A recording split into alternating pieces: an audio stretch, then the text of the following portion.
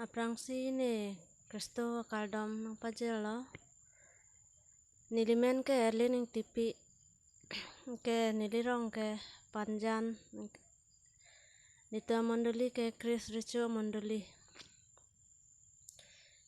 inke nili kesu ke nela chule kesu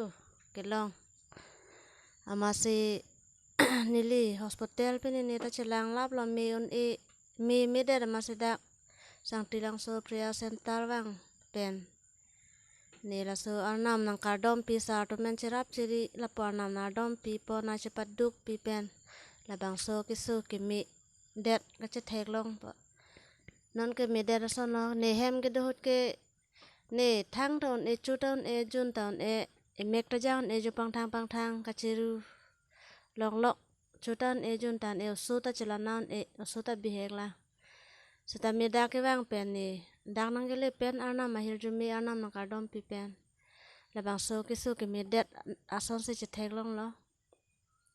sa la tu marnam nang kardom na che paduk pi pen a pot ni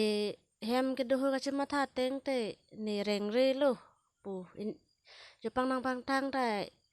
chiru bom ni ning che matha bom seta ni chol bang na ju po pi si chiru ra su pik an ma po seta mi so ke so lo ta so are Pante pi po chiru re lo po ta mini li ni ngalu ka chima tha ke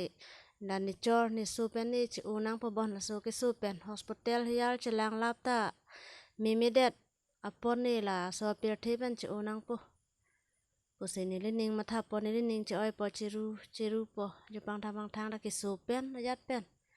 bang mek jang clip sitan ni li ke ju pang thang da me yan e lo ka chiru ka char na blong lo asila dak apriya sentar nang le rock pen labang so arnam nang kardom pi sa ratum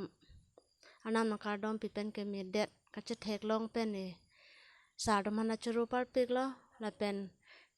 Kristo phana churu par pik lo nili sa do man thang da chipi mo we sita me hakhi arnam Kristo phan hakhi ke chipi marat man da hakhi ke chipi